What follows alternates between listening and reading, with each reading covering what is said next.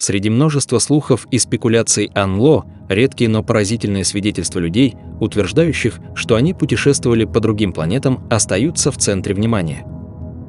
Эти рассказы не просто увлекательные, они открывают окно в мир, который может существовать за пределами нашего понимания. Интересно, что большинство этих людей описывают свои опыты с поразительной детализацией, включая странных существ, необычные технологии и непонятные места.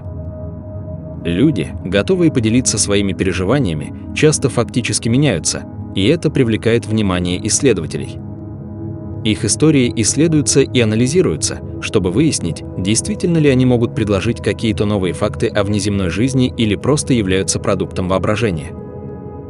У их рассказов есть свои черты и технологии, использующиеся инопланетянами, высокоэффективные средства передвижения и методы связи, которые переворачивают представления о существующих в нашем мире возможностях.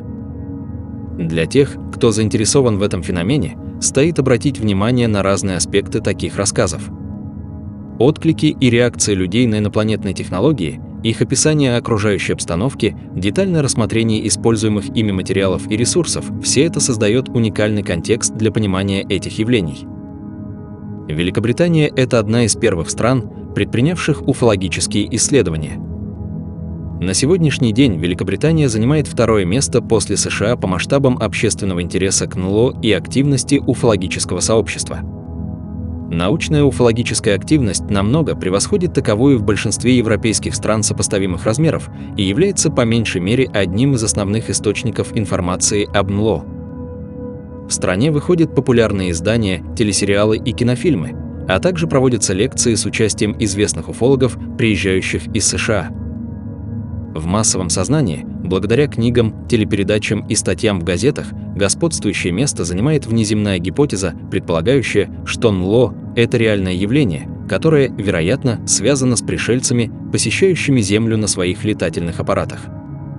В число наиболее авторитетных авторов книг об НЛО входит всемирно признанный уфолог Тим Гуд, британец по происхождению.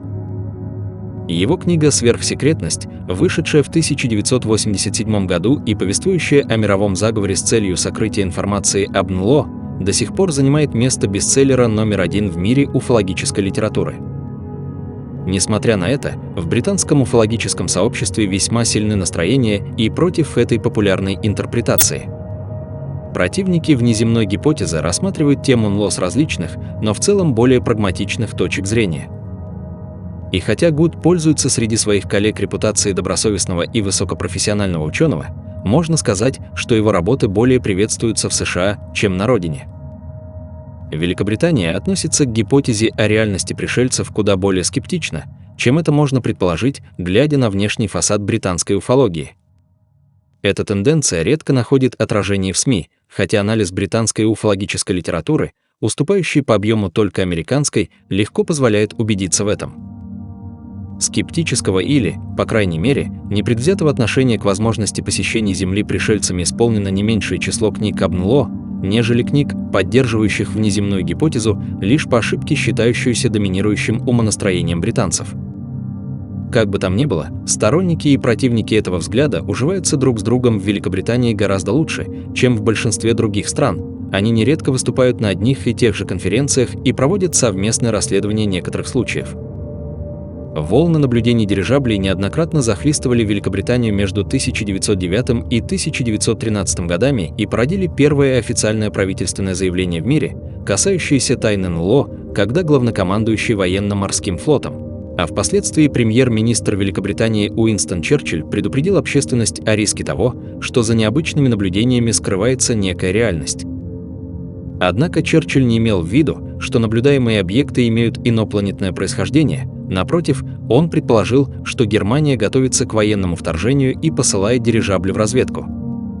Как известно сегодня, эта точка зрения оказалась ошибочной. Изучение фу-файтеров, замеченных во время бомбардировок над Европой в последний год Второй мировой войны, началось с отчетов летчиков королевских ВВС, поступивших примерно в то же время, что и от американских пилотов, вылетавших на задание из Восточной Англии. Автору этой книги приходилось лично беседовать с одним офицером разведки, приписанным к звену бомбардировщиков из Восточной Англии, который слышал от возвращавшихся экипажей множество историй об огнях, играющих в пятнашки с их самолетами. В ноябре 1944 года этого офицера попросили передать свои материалы ВВС США, которые руководили союзническим расследованием версии о том, что Германия разработала секретное оружие нового поколения. Так Великобритания с самого начала попала в отношении уфологических исследований в зависимость от США. Один из первых после войны реальных контактов с НЛО произошел в Великобритании в январе 1947 года, за 5 месяцев до официального рождения тайны летающих тарелок.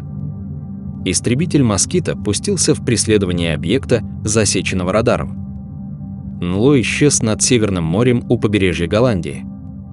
Подробный отчет о происшествии был передан правительству США, и американские военные службы вскоре начали сопоставлять получаемые данные. Поскольку союзники опасались, что СССР захватил нацистское оружие и использует его в своих дерзких шпионских рейдах, разведка приступила к расследованию еще ранней весной 1947 года. Исследовательская база союзников размещалась на Гамильтон-Филд в Калифорнии, и Великобритания снова передала бразды правления американцам. Такое положение вещей было характерно для ранней стадии уфологической науки и, вероятно, повлияло на отношение к НЛО со стороны англоязычных стран, в частности Австралии. Еще в 1950-х годах полученные здесь фотографии и киносъемки НЛО отправляли не в Канберру и даже не в Лондон, а в Вашингтон. В 1948 году США сообщили британскому правительству, что изучение феномена НЛО не выявило какой-либо угрозы обороноспособности союзных стран. При этом необходимо помнить, что в те годы речь шла о вполне земной угрозе, исходящей от СССР, а не об угрозе инопланетного вторжения. В этом смысле уверения американского правительства были обоснованы, хотя не вполне ясно, что Вашингтон собирался предпринять в том случае, если бы оказалось, что НЛО имеют иное происхождение, и как можно было обезопасить себя от полетов НЛО над секретными военными объектами, такими как Лос-Аламос и Уайт-Сэндс, полетов, которые в те годы происходили с завидной регулярностью. До 1952 года в Великобритании не возникало особой шумихи вокруг летающих тарелок, и многие считали НЛО типично американской манией. Тем не менее, первая книга уфологической тематики появилась в стране еще в 1950 году, когда автор книг об авиации Джеральд Херт опубликовал обзор самых прославленных случаев, происшедших в США в первые годы уфологической эры. По-настоящему британскую прессу захватил лишь публичный скандал вокруг вторжения НЛО в воздушное пространство над американской столицей в 1952 году, что спровоцировало обсуждение этой темы на уровне Кабинета министров. Ральф Ноэс, в те годы занимавший пост секретаря при Министерстве авиации, вспоминает, как его начальник, главнокомандующий воздушными силами, заявлял: «Я думал, Ванденбург положил конец всему этому еще в 1948-м». Министр имел в виду то, как глава американской военной администрации приказал прекратить уфологические исследования, которые не смогли обнаружить материальных доказательств существования НЛО. Эта негативная реакция повлияла и на отношение к уфологии в Великобритании, которая в очередной раз пошла на поводу у Пентагона. 6 августа 1952 года премьер-министр Уинстон Черчилль направил министру авиации Великобритании лорду Черуэллу меморандум, содержание которого не разглашалось в течение 30 лет. В этом документе Черчилль требовал объяснений очередной волны НЛО, используя броские фразы наподобие вопроса «Где же истина?». Ральф Ноэс вспоминает, что его министерство провело консультацию с представителями США, которые опять-таки заверили своих британских коллег, чтобы пресса не писала о всплеске в июле, НЛО имеет вполне земное происхождение, и даже если отдельные случаи не поддаются объяснению, это вовсе не означает, что они представляют угрозу. 14 августа Черуэлл лично передал этот ответ в духе «Вам не о чем беспокоиться премьер-министру», однако конец этому спокойствию вскоре положили сами летающие тарелки. В период с 19 по 21 сентября того же года в Северном море проводились совместные учения НАТО под кодовым названием Mainbrace. В дни маневров было отмечено несколько контактов с НЛО, включая инцидент над Йоркширом, где британские самолеты погнались за неизвестными объектами, и сообщение о парившем в небе диске, который удалось сфотографировать с единственного построенного на тот момент бомбардировщика, несущего ядерные заряды. Стоит ли говорить, что новости вызвали переполох по обе стороны Атлантики? Команда офицеров разведки ВВС Великобритании посетила Вашингтон и Дейтон в штате Огайо, где англичане провели ряд консультаций с американскими коллегами. В результате в январе 1953 года был запущен секретный британский уфологический проект со штаб-квартирой на военной авиабазе Фарнборо. Командир одного из соединений ВВС Великобритании Сирил Таунсенд Уивери лично пережил контакт с НЛО среди бела дня в Канберре и перед смертью сообщил, что, согласно рабочей гипотезе, стоявшей за проектом, НЛО могут иметь неземное происхождение. В тот же период военным ведомствам были разосланы секретные приказы, запрещавшие персоналу ВВС Великобритании публично обсуждать свои наблюдения. Официальное обоснование гласило, что общественность склонна относиться к подобным отчетам слишком серьезно. Проект Фарнборо координировала команда ученых и офицеров разведки королевских ВВС, известная в тот период как DDI-Tech. Предположительно, группа сопоставила тысячи сообщений, значительный процент которых поступал от армейского персонала. Ни один случай не стал достоянием общественности, поскольку специально изданный правительством акт запрещал публикацию полученных разведкой данных. В 1984 году вышедший в отставку заместитель директора проекта капитан Гарольд Коллинз направил письмо на данный момент также вышедшему в отставку Ральфу Наесу, который покинул Министерство обороны в чине коммодора авиации и решил опубликовать известные ему материалы об НЛО. Коллинз писал, что 90% случаев, собранных группой DDI-Tech, получило рациональное объяснение. Однако оставшиеся 10% сообщений, исходивших от высококвалифицированного персонала, в том числе от летчиков-испытателей, выглядели весьма убедительно и сопровождались доказательствами, например, показаниями радара. Ответа на вопрос, что же наблюдали очевидцы, так и не последовало. В 1960-х годах Министерство авиации вошло в состав Министерства обороны, и было объявлено о создании отдела, призванного заниматься гражданскими случаями. К тому моменту интерес к НЛО значительно возрос, и в 1962 году из нескольких местных уфологических групп, начавших свою работу в Бристоле в 1952 году, была сформирована первая национальная организация Буффало, Британская ассоциация уфологических исследований.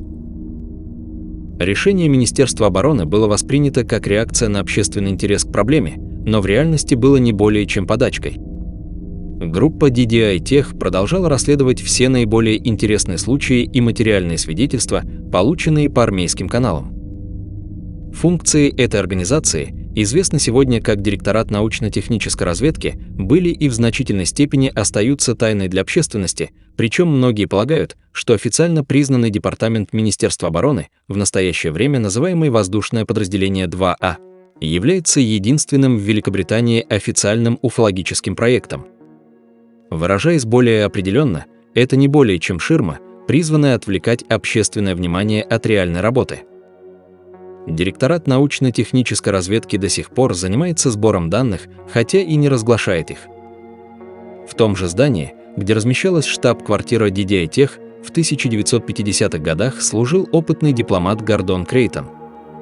В разговоре с Тимом Гудом после своей отставки он подтвердил, что организация занимала весь верхний этаж, и ему было хорошо известно, что нанятые правительством уфологи трудились в здании полный рабочий день. Здесь нередко проводились совместные совещания с участием агентов разведки ВВС США и ЦРУ.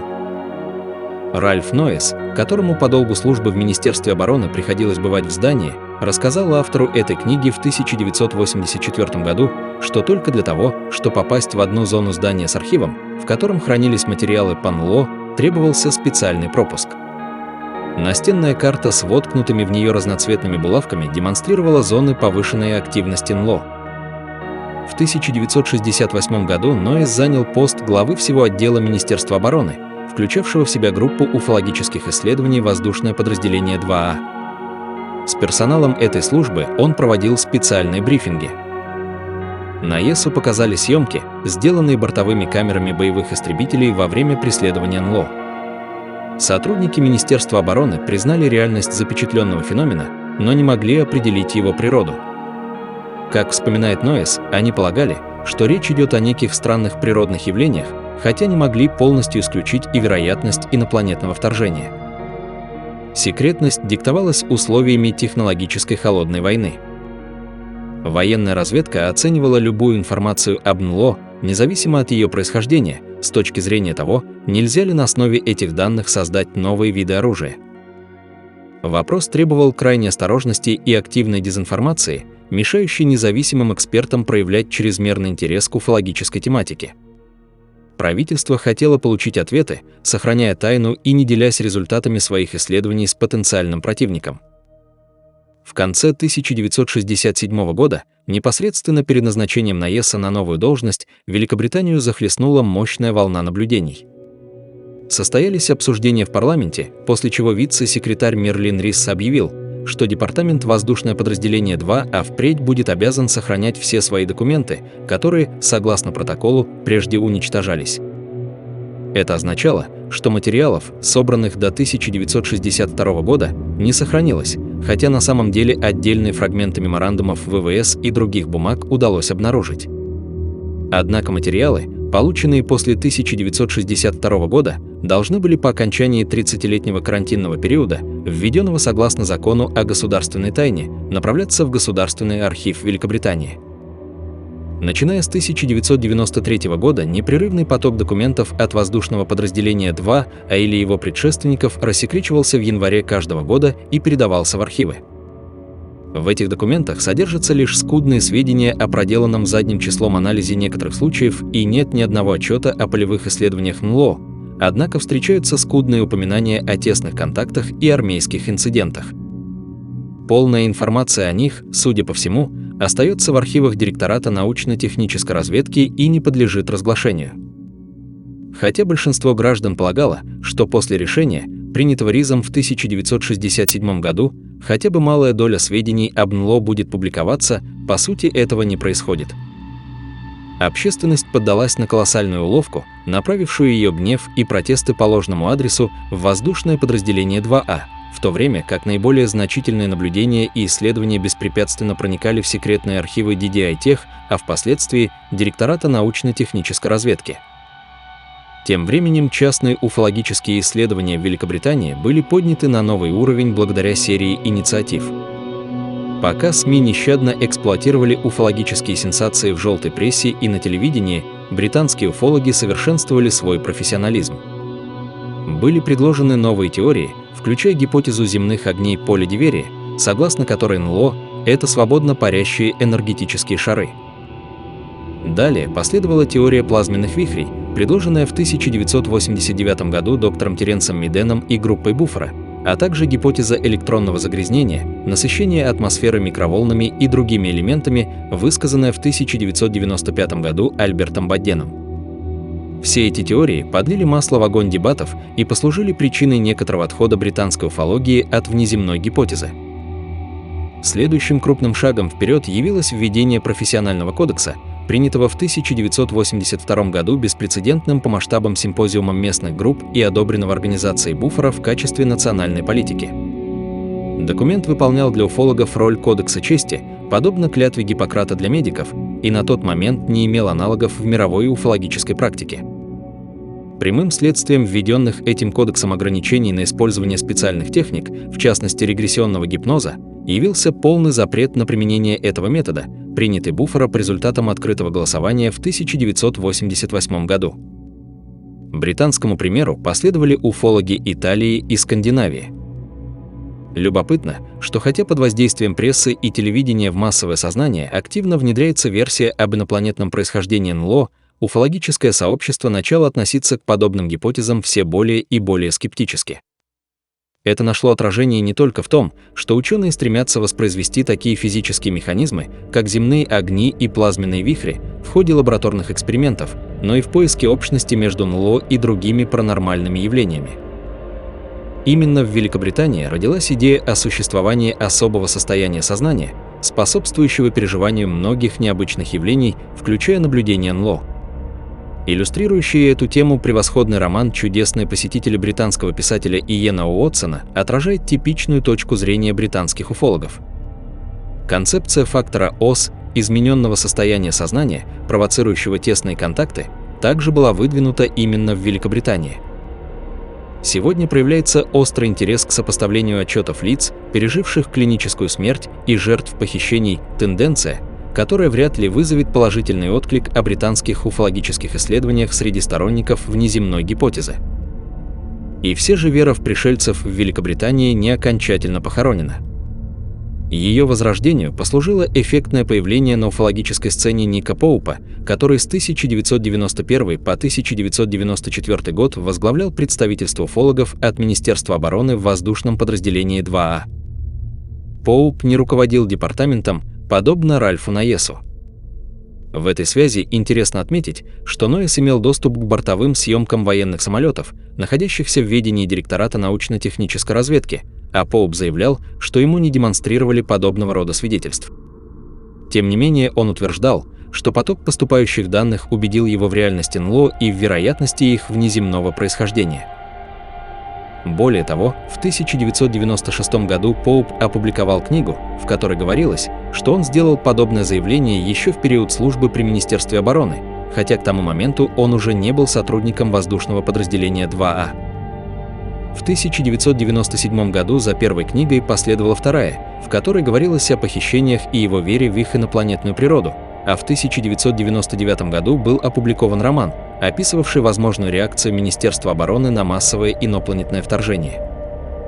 Благодаря своему авторитету ключевой фигуры в Министерстве обороны, Поуп быстро стал культовой фигурой в средствах массовой информации и выступал в защиту НЛО, убедив многих скептиков всерьез задуматься о внеземной гипотезе.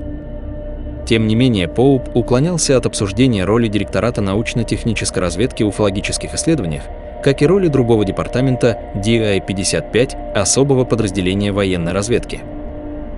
Случайная утечка документов из Министерства обороны доказывала причастность DI-55 к изучению НЛО, а последующие проверки выявили, что это подразделение занималось сбором информации, выезжало на место событий и негласно опрашивало местных жителей, вытягивая из них информацию и предлагая им молчать.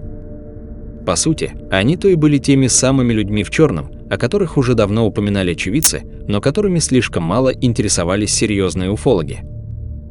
Поуп высказывает мысль, что встречавшиеся с очевидцами люди могли разыгрывать из себя профессиональных уфологов и что, насколько ему известно, Министерство обороны не направляло сотрудников для интервьюирования очевидцев. Этому заявлению противоречит ряд имеющихся свидетельств. В современном уфологическом сообществе Великобритании наблюдается раскол. Часть уфологов, следуя примеру Ника Поупа и Тима Гуда, настаивает на обнародовании данных о вероятности инопланетного вторжения. И, естественно, СМИ раздувают эту версию до невероятных масштабов. Однако не меньшее число серьезных ученых изучают аномальные явления, неизвестные физические энергии природного происхождения, вызывающие эффект НЛО, а также пограничное состояние человеческой психики. Согласно этой точке зрения, тесные контакты – это плод человеческого воображения, и их изучение может позволить проникнуть в тайны сознания. Эти альтернативные подходы не пользуются особым вниманием СМИ и редко получают достойную оценку со стороны широкой общественности, хотя и составляют неотъемлемую часть британской уфологической культуры. Что касается правительственных организаций, то воздушное подразделение 2А продолжает собирать данные о примерно 200 случаях в год, и если верить ответам сотрудников этой организации на вопросы журналистов, большую их часть удается объяснить. Остальные, по словам военных, не представляют угрозы обороноспособности страны. Большая часть населения Великобритании не догадывается даже о существовании DI-55 и Директората научно-технической разведки, не говоря уже о подробностях их деятельности. Тем не менее, именно эти службы следует считать виновными в том, что многие инциденты оказываются засекречены, отчего создается впечатление, будто в Великобритании до сих пор отсутствует свобода информации. В ноябре 1999 года премьер-министр Тони Блэр представил на рассмотрении британского парламента биль о свободе информации. Ожидалось, что законопроект будет принят без каких-либо осложнений. Министерство обороны мгновенно дало понять, что готово обнародовать свои уфологические архивы еще до принятия этого закона, отметив, что, согласно оценкам специалистов, ничто не препятствует публикации этих материалов до истечения 30-летнего карантинного срока. Наблюдения НЛО регистрируются в Великобритании уже на протяжении 1000 лет. Первый известный контакт с пришельцами в 20 веке произошел в Бернбруке в 1901 году. Вскоре последовали волны дирижаблей, а сигарообразные аппараты видели над Восточной Англией и Кентом в 1909 и 1912 годах. В эпоху современной уфологии Великобритания послужила ареной многих значительных случаев. По всей видимости, множество интересных наблюдений поступило в DDI Tech после привлечения этой группы к уфологической тематике в 1953 году, однако непосредственно от очевидцев-военнослужащих нам известно лишь о небольшом числе контактов.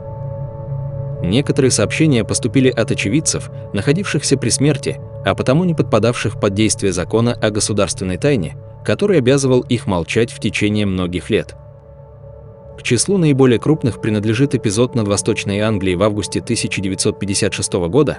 НЛО был засечен бортовым радаром и замечен с пролетавшего над объектом американского транспортного самолета, а также с посланных в погоню истребителей британских ВВС.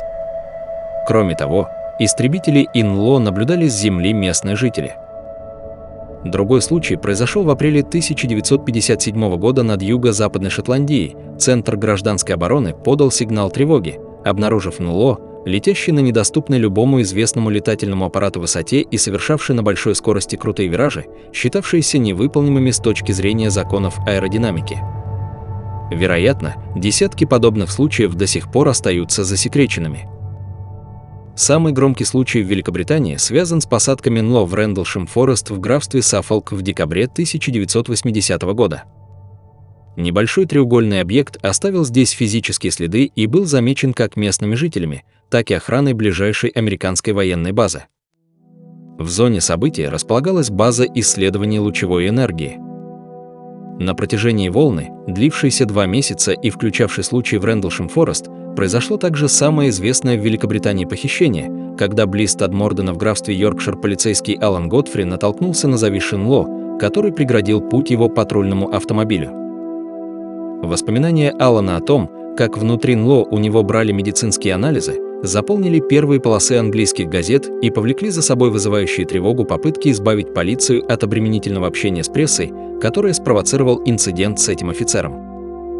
Жертвой первого похищения на территории Великобритании, подвергшегося в 1977 году расследованию, стала целая семья, 2 взрослых и 3 детей, которым удалось вспомнить во сне и во время сеансов гипноза о пребывании внутри НЛО, где бок о бок жило 2 типа существ. Одни были высокие северяне, наиболее типичная форма пришельцев, наблюдавшихся в Великобритании до 1980 года. Другие были низкорослыми уродливыми существами, якобы роботоподобными созданиями, которых создала более разумная человекообразная форма жизни. Серые, маленькие, коренастые большеглазые создания, в наши дни доминирующие в отчетах о похищениях по всему миру, до 1982 года в Великобритании замечены не были, а с 1987 стали упоминаться практически регулярно. А ведь именно в 1987 году книги Уитли Стрибера и Бадда Хопкинса, которые раскупались в Великобритании большими тиражами, познакомили жителей этой страны с рассказами о серых, с которыми якобы вступали в контакт жители американского континента. Подобные совпадения, наводящие на мысль о культурном влиянии на феномен НЛО, помогают понять, почему британцы предпочли более мягкий подход к этой проблеме, ища разгадку в человеческом сознании. В Великобритании зафиксированы все типы контактов, начиная с огней в небе и заканчивая якобы обнаруженными военными службами останками на местах крушения НЛО. Архивы воздушного подразделения 2А ежегодно пополняют от 200 до 400 случаев. Буффера поддерживает доступную через интернет базу данных, содержащую материалы более чем о 15 тысяч случаев, зарегистрированных с 1962 года. Организация Нуфен хранит подборку материалов о спецзоне в Пеннинских холмах, содержащую около 2000 сообщений и доступную для изучения в Центральном отделении организации в Манчестере. В конце 1990-х годов отмечалось целое нашествие аппаратов треугольной формы, которые заняли настолько доминирующее положение среди сообщений об НЛО, что к 1988 году уже более половины отчетов содержали упоминания о треугольных объектах. Некоторые исследователи считают эти объекты секретными боевыми самолетами и полагают, что власти, заинтересованные в распространении веры в их инопланетное происхождение, позволяют пилотам испытывать эти самолеты над гражданскими территориями, будучи уверены, что местные жители ошибочно примут их за НЛО. В 1999 году на британские экраны вышел телесериал «Происхождение неизвестно», где впервые были описаны некоторые подобные случаи, и за 6 недель показа зрители увидели одну из лучших подборок материалов, рассказывающих о деятельности британского уфологического сообщества. Однако зрителям нередко было трудно понять, относится ли тот или иной ученый к числу скептиков или активных сторонников реальности НЛО, поскольку точки зрения первых и вторых во многом совпадают. Германия остается самой загадочной зоной Европы, об уфологической ситуации в этой стране почти ничего не известно за ее пределами, по крайней мере, уфологическая жизнь в Германии далеко не столь насыщена, как в соседних странах с таким же по численности населением, например, во Франции и Великобритании. Одну из трудностей представляет языковый барьер, поскольку далеко не вся уфологическая литература и периодика переводится на немецкий язык. Однако истоки проблемы лежат глубже. В Германии отмечается меньше наблюдений, их число не превышает сотни в год, а случаев похищений вообще не зарегистрировано. Тем не менее, уфология в Германии развивается. Фрайбургский университет собирает библиотеку уфологической литературы на английском языке. Следует отметить, что именно в германоязычной литературе получили распространение теории древних астронавтов. Согласно этой гипотезе, пришельцы посетили Землю еще много тысяч лет назад и оказали влияние на формирование человеческого общества путем искусно выстроенных контактов с древними людьми. Свидетельство этому мы находим среди памятников древних цивилизаций, где были обнаружены изображения, которые можно трактовать как высокотехнологичные приборы, хотя скептики обычно утверждают, что на произведениях древнего искусства изображены не пришельцы, а люди в ритуальных одеяниях, а предметы, напоминающие нам плоды современных технологий. Не более чем культовые принадлежности. Несмотря на явное затишье, в котором в данный момент пребывает Германия, эта страна парадоксальным образом одной из первых сообщила миру об НЛО. В апреле 1561 года в небе над Нюрнбергом видели разноцветные световые трубки, что было запечатлено на гравюре. Другой интересный случай, предшествовавший всеобщему интересу к НЛО, произошел 22 марта 1880 года, когда над горами Китанау была замечена группа огней. Германию чаще рассматривали как источник происхождения летающих объектов, нежели как источник сообщений о них. В период волны наблюдений дирижаблей над Великобританией в 1912 году британский парламент обсуждал вопрос о том, не принадлежали ли эти огни кайзеровским разведывательным аэростатам, запущенным перед вторжением. История не подтвердила это предположение. Во Вторую мировую летчики впервые увидели фу-файтеры в 1943 году, во время налетов на Германию, и прежде всего на секретные заводы в Пенемюнде, где отрабатывались ракетные технологии. По вполне понятным причинам шары света, преследующие самолеты союзников, сочли новым нацистским оружием опять-таки ошибочно. Немецкие летчики тоже видели их и приняли за американские ракеты. Когда после войны к участию в американских ракетно-космических программах привлекли немецких специалистов, сдавшихся союзникам, оказалось, что в Германии велись испытания летательного аппарата, похожего на летающий диск. В результате, когда НЛО стали регулярно видеть над американскими исследовательскими базами, такими как Лос-Аламос в Нью-Мексико, снова возникло предположение, что кто-то совершенствует немецкое оружие. Эту версию подтверждает ряд серьезных уфологических изданий, в которых выдвигается гипотеза, что нацистский режим продолжает подпольно существовать в полярных регионах и все еще запускает летательные аппараты, теперь уже усовершенствованные, которые появляются в различных точках земного шара, порождая загадку НЛО. Именно в Германии появились и первые фотографии пришельцев. Эти первоапрельские шутки были популярны среди американских солдат, дислоцированных в Германии в начале 1950-х годов. На подретушированных изображениях видны маленькие существа, якобы захваченных патрульными службами. Разумеется, среди подобного рода фотографий не было ни одной подлинной. Ирландия издревле ассоциируется с мифами и легендами о маленьких человечках. В некоторых сельских районах эти поверья сохраняются и сегодня, а сообщения о встречах с персонажами местного фольклора известны и в 20 веке. Уфологическое сообщество формируется здесь довольно медленно, хотя в Дублине функционирует прочная национальная организация IUFRPR, первоначально созданная как филиал Британской ассоциации Буффера. Дочерняя организация отделилась от центра в 1994 году, а в 1997 провела первую крупную конференцию. Следуя примеру многочисленных европейских групп, IUFRPR проводит междисциплинарные исследования. В соответствии со своим названием, которое расшифровывается как Ирландская ассоциация исследований НЛО и паранормальных явлений, АЮФРПР действительно изучает самые различные странные феномены, не ограничиваясь уфологией. Научным группам, работающим за пределами США, свойственно проводить подобные параллели, охватывая широкий круг областей научного исследования. Неудивительно, что истоки наблюдений НЛО в такой стране, как Ирландия, теряются в глубокой древности. В городе Клоэра рассказывают легенду, восходящую к 1211 году. Подлинность ее, разумеется, сомнительна. Эта легенда повествует о летающем корабле, который бросил якорь у местной церкви во время мессы. Прихожане якобы видели людей, парящих по воздуху к опущенному якорю, чтобы отцепить его, после чего корабль улетел.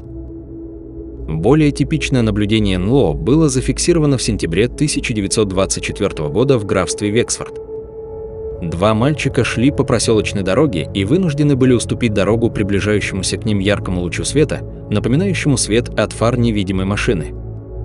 Огонь парил в нескольких сантиметрах над землей, а затем повернул под прямым углом, перелетел через изгородь и исчез в полях в направлении железной дороги. Сообщения о подобных огнях в небе поступают и сегодня. По поводу одного такого случая было проведено военное расследование, копию материалов которого ирландское правительство, вопреки политике британских властей, охотно передало для изучения в АЮФРПР.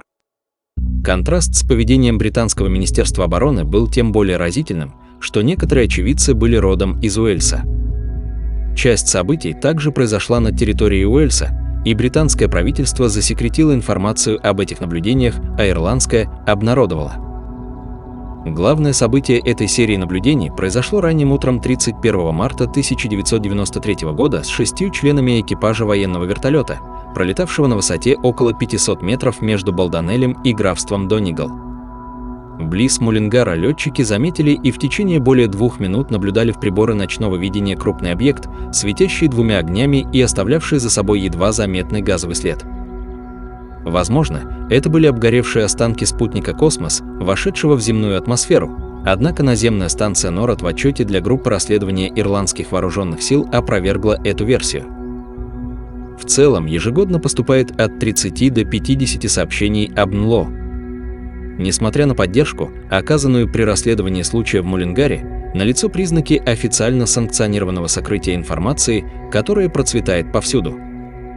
АЮФРПР активно пыталась прорвать завесу секретности вокруг инцидента, происшедшего в мае 1996 года в Рскомоне, но исследователи натолкнулись на стену молчания. Тем не менее, многие местные жители утверждают, что после ряда наблюдений НЛО в этой горной местности некий летательный аппарат, предположительно вертолет военной разведки, разбился о склон холма. Есть сведения, что зона происшествия была оцеплена, и на ее территории по указанию правительства в течение некоторого времени проводились розыскные работы, хотя официальные источники это категорически отрицают. Ирландия послужила ареной и нескольких весьма необычных случаев. В 1976 году одна жительница Белфаста заявила, что состояла в длительном телепатическом контакте с дружественными пришельцами. Еще более странным выглядит рассказ об НЛО, который видели двое мужчин на берегу реки Бан близ Деривера 26 января 1968 года. Очевидцы утверждают, что объект приземлился, из него вышли некие существа и установили зонды в поле среди парализованных шоком коров. Затем объект взлетел, и на землю посыпался град искр, которые сконцентрировались в туман, окутавший людей, вызвав у них кожный зуд. НЛО погрузился в это облако и исчез. Испания. С уфологической точки зрения Испанию можно считать вполне типичной страной, особенно по европейским меркам. Здесь представлены и сторонники реальности НЛО, и скептики, и осторожные исследователи, которые тщательно анализируют каждый случай и пытаются найти ему объяснение. Благодаря отсутствию языкового барьера имеет место свободный обмен информацией между Испанией и Латинской Америкой, однако европейцы и американцы мало знакомы с уфологической ситуацией в Испании. Частота наблюдений в среднем составляет около 200 в год, хотя тесные контакты происходят здесь сравнительно редко. Сообщалось о нескольких похищениях, однако их число значительно уступает Великобритании. Чем Испания может похвастаться, так это одной из самых дерзких фальсификаций в мировой уфологической истории, которая до сих пор ставит в тупик многих исследователей. В течение 20 лет с начала 60-х годов группа ученых получала по почте документы, исходившие якобы от пришельцев с планеты Умо, в которой описывалась местная жизнь и новости. В результате накопилась целая огромная энциклопедия со сложным хитросплетением идей и даже искусственным языком. Подготовка такого объема материалов, если документы были плодом человеческих рук, потребовала бы огромных затрат времени и сил ради весьма сомнительных целей. В 1966 году события приобрели новые масштабы, включив в себя искусную инсценировку наблюдения НЛО в парке Мадрида, где независимые свидетели сделали ряд фотографий дискообразного летательного аппарата, на днище которого красовалась эмблема УМО. Оставленные на месте физические следы имели земное происхождение, однако оказались технологически совершенной разновидностью пластмассы, в те времена доступной лишь оборонной промышленности. Только с использованием компьютерных технологий удалось доказать, что сфотографированный объект представлял собой модель, подвешенную на тросе. Некоторые до сих пор полагают, что инсценировка была частью социологического эксперимента, вероятно, проводимого неким военным ведомством. Но с какой целью? В октябре 1976 года испанское правительство, следуя примеру Франции и отчасти Италии, пригласило уфолога Хуана Бенитеса, обеспечив ему доступ к материалам армейских расследований. Хотя Бенитесу было сообщено, что задание носит неофициальный характер, ему позволили опубликовать результаты своих исследований. Отчетный документ включал сотни страниц анализа тесных контактов, который, по мнению Бенитеса, доказывал реальность НЛО и факт пристального внимания к проблеме со стороны правительства. В то же время, после волны наблюдений на Канарских островах главнокомандующий региональных ВВС генерал Карлос Кастро Кавера опубликовал в прессе заявление, в котором выразил свою уверенность во внеземном происхождении НЛО. Несколько лет спустя были опубликованы и другие документы, в которых предлагались более рациональные объяснения. И действительно, после повторного анализа некоторых классических случаев на основании официально опубликованных материалов видные уфологи, в том числе Винсенти Хуан Баллистер Олмос, утверждают, что многие контакты объясняются вполне земными причинами, которые прежде считались неубедительными. Высказывается серьезное сомнение в подлинности некоторых похищений, получивших широкую огласку. В отчете об анализе результатов расследования этих случаев Баллистер Олмос утверждает, что не было обнаружено сколько-нибудь убедительных доказательств, подтверждающих реальность хотя бы одного из них. Это сообщение раскололо уфологическое сообщество на два лагеря, что в 1997 году привело к решению отказаться от традиционной организационной структуры и создать орган, получивший название Фонд аномальных явлений. Организация должна была ежегодно предоставлять гранты на проведение всестороннего анализа правдоподобных наблюдений НЛО. Ученые решили, что такая политика более целесообразна, нежели распыление скудных ресурсов на расследование многочисленных случаев, подавляющее большинство которых имело весьма банальное объяснение. В европейских волнах 1950-х годов Испания видной роли не играла, и сообщения о тесных контактах начали появляться в стране лишь постепенно. Тем не менее, к середине 70-х был зафиксирован ряд весьма необычных случаев, в том числе впечатляющее наблюдение над Большим Канарским островом в июне 1976 года. Именно этот случай побудил генерала Кавера поддержать инопланетную гипотезу. Огромный желтый шар видели многие жители острова и даже матросы с находившихся в море судов, которым удалось его заснять. Живущий в отдаленной части острова врач утверждал, что видел высоких пришельцев внутри парящей над землей желтой массы. Случай привлек широкое внимание, а неспособность испанского правительства найти ему рациональное объяснение после тщательного расследования убедила многих в реальности НЛО. Тем не менее, Фонду аномальных явлений удалось разрешить эту загадку через 20 лет, когда были получены материалы из США, согласно которым имел место запуск ракеты с подводной лодки. Если это действительно так, то сообщения о пришельцах, которых видели внутри газового облака, следует признать ошибкой. Труднее поддается объяснению другой необычный эпизод, происшедший на базе ВВС в Тальвера-Луи-Реал близ Баядоса 12 ноября 1976 года, когда на территории базы в сопровождении пронзительного свиста появился сияющий объект, напоминающий по форме инопланетный корабль. Шум заставил свирепую сторожевую собаку в панике броситься в кусты. Патрульная служба приняла появление объекта за незаконное вторжение и обстреляла его, но пули прошли прямо сквозь НЛО и исчезли, не повредив располагавшейся непосредственно позади него стены. После этого предмет растворился в воздухе и шум прекратился. В результате один из охранников ослеп и получил тяжелую травму головы и несколько недель проходил интенсивное лечение в военном госпитале. Последовавшие далее наиболее любопытные случаи датируются ноябрем 1979 и 1980 годом. Несколько самолетов, пролетавших над Балиарскими островами, повстречали на пути быстро движущиеся огни. Одному самолету пришлось даже совершить экстренную посадку. НЛО якобы перегородил взлетно-посадочную полосу в Барселоне, и на перехват были подняты истребители. Министр транспорта под давлением со стороны СМИ вынужден был признать, что произошло действительно некое необъяснимое событие.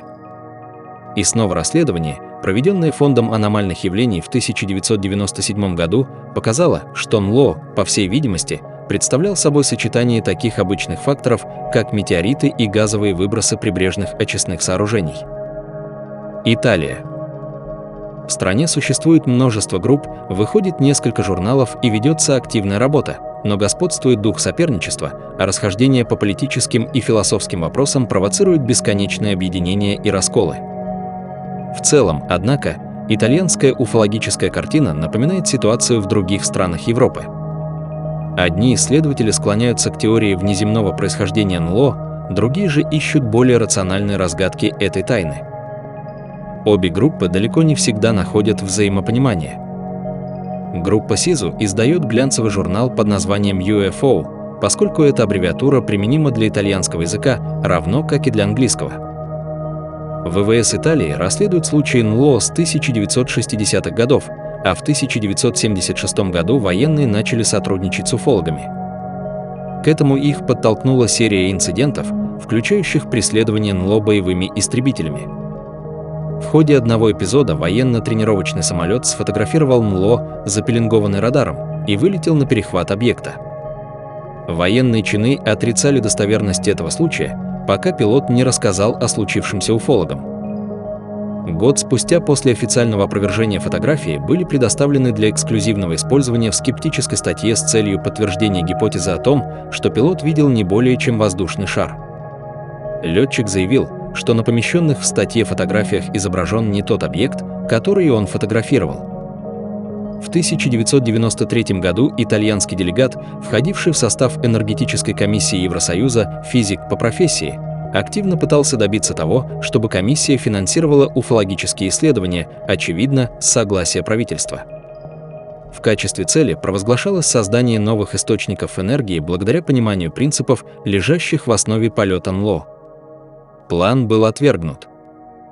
Италия стала первой европейской страной, из которой поступило сообщение о контакте третьего рода после начала современной эпохи изучения НЛО в 1947 году. В ходе этого контакта, происшедшего в альпийском поселении Вилла Сантина в августе того же года, низкорослые существа, которых в наши дни называют серыми, якобы поразили геолога-разведчика лучом света, лишив его сознания. В апреле 1950 года поступило сообщение об одном из первых контактов, подтвержденных физическими свидетельствами. Очевидец видел в окрестностях Вареза существ ростом с человека, занимавшихся, как ему показалось, сваркой поврежденного НЛО. На следующий день очевидец вручил полиции образцы металла, после чего расследованием занялись военные. С тех пор никаких сведений об этом случае не поступало, но в руках уфологов осталось несколько кусков металла. Проведенный в 1953 году анализ показал, что это обычный сплав свинца с бронзой, который легко получить в земных условиях. Другой любопытный случай произошел на военной базе Вавиано, которая в 1999 году стала плацдармом военных операций НАТО на Балканах. В 1977 году это был строго секретный объект, что не помешало крупному тарелкообразному объекту появиться над его территорией 1 июля, о чем свидетельствуют показания охранников. Пока объект парил над базой, произошло полное отключение электроэнергии, оставившее гарнизон без света и связи. Впоследствии представители армии публично заявили, что за НЛО было ошибочно принято низкопарящее облако, отражавшее лунный свет. Внешность существ, которых описывают итальянские очевидцы, более типична для других европейских стран, чем для случаев из США, в которых преобладают существа маленького роста с серой кожей. Итальянские пришельцы имеют средний или высокий рост и человекообразную внешность, нередко с красивыми чертами лица. 14 апреля 1985 года таких существ видели на горнолыжном курорте Пьянкавелла. Они появились из необычного тумана, мерцавшего зеленым светом, снег вокруг которого начал таять. Электромагнитное поле, индуцированное этим сгустком тумана, вызвало помехи в работе автомобильных двигателей. Практически такие же сообщения поступали и из других регионов земного шара, так что желто-зеленый наэлектризованный туман можно считать типичным элементом наблюдений НЛО.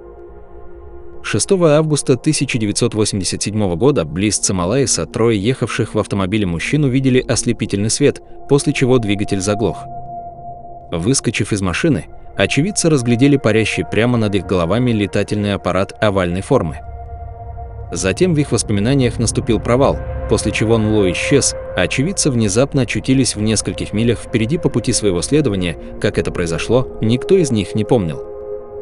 Мужчинам, испытывавшим шок и тошноту и пострадавшим от тяжелых глазных ожогов, пришлось обратиться в местную больницу, и несколько дней у них был сильный конъюнктивит. Что произошло во время провала в памяти очевидцев, так и осталось тайной. Возможно, неудавшиеся попытки похищения подверглись в июле 1978 года во время поездки на пикник к склону горы Этна на острове Сицилия 4 очевидцев, 3 из которых были военнослужащими, 2 офицеров ВВС и 1 офицер флота. Очевидцы были парализованы неизвестной силой, исходившей от группы высоких существ, которые появились из приземлившегося на скалы НЛО. Они оказались в западне между НЛО и отвесным склоном, но тут на извилистой безлюдной дороге внезапно показалась машина, появление которой заставило инопланетян вернуться в свой аппарат, что позволило ошеломленным очевидцам поспешно покинуть место происшествия. Канада. Хотя активность НЛО в Канаде не так уж высока по сравнению с колоссальным количеством контактов на территории ее южного соседа, США, в Канаде уже сложились собственные уфологические традиции и зарегистрировано внушительное число наблюдений. Более того, именно эта страна стала одной из первых, где был официально развернут проект по изучению НЛО, который активно функционировал еще до начала работ по проекту «Голубая книга» в США.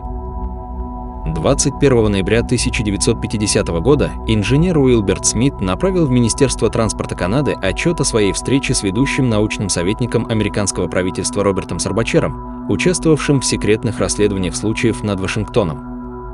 Сарбачер подтвердил, что исследования НЛО имеют более высокую степень секретности, нежели разработки водородной бомбы, и что предпринимаются попытки выяснить механизмы полета этих аппаратов. Сарбачер был чрезвычайно серьезным ученым и 30 лет спустя, незадолго до смерти, признался, что знал о фактах захвата НЛО и обнаружении тел пришельцев. Уже через 11 дней после того, как канадское правительство объявило о запуске проекта «Магнит», его члены приступили к разработкам движителей на базе изучения НЛО. Своим названием проект обязан якобы полученным от Сарбачера сведениям о том, что НЛО используют для полета двигатели, основанные на принципе магнетизма. Об этом рассказывали пережившие похищение. В декабре 1953 года Смит, используя материалы Палаты оборонных исследований, приступил к созданию в окрестностях Оттавы исследовательской площадки, ставшей первым в мире техническим центром обнаружения НЛО, в задачи которого входила регистрация крупных колебаний местного магнитного поля, якобы вызываемых двигателями летающих тарелок. 8 августа 1954 года система обнаружения сработала, однако сильный туман не позволил проводить визуальное наблюдение. 2 дня спустя проект «Магнит» был свернут. Когда через 20 лет информация о проекте стала достоянием общественности, канадское правительство заявило, что ученые лишь проводили эксперименты с магнитным оборудованием и не занимались изучением НЛО.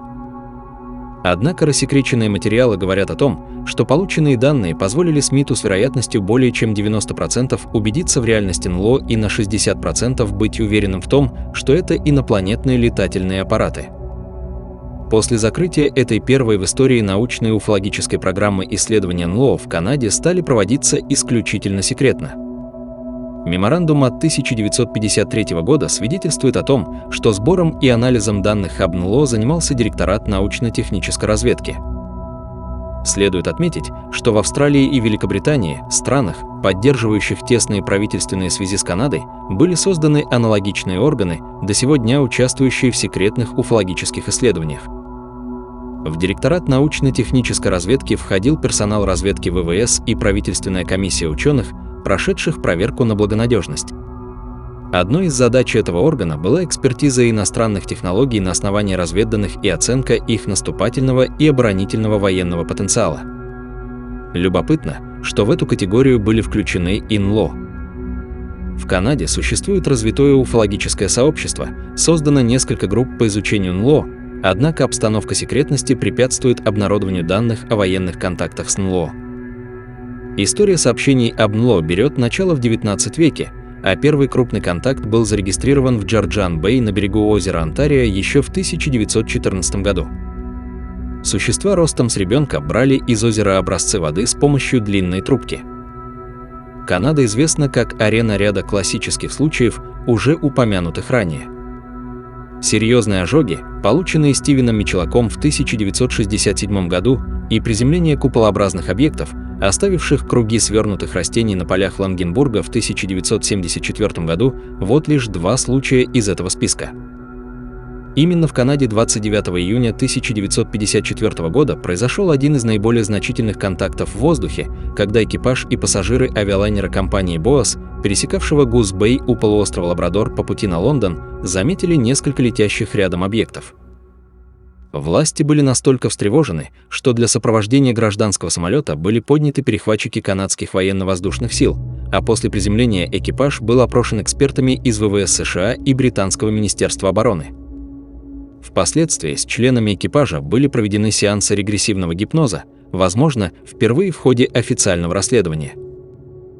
На изучение этого случая в 1967 и 1968 годах сотрудникам Университета штата Колорадо выделялся специальный грант, а по результатам анализа инцидент был признан подлинным НЛО. Одна из самых интересных цветных фотографий НЛО также была сделана в Канаде. Это произошло 8 октября 1981 года в Келси-Бэй на острове Ванкувер. Над горой появилось странное облако, из которого вынырнул НЛО.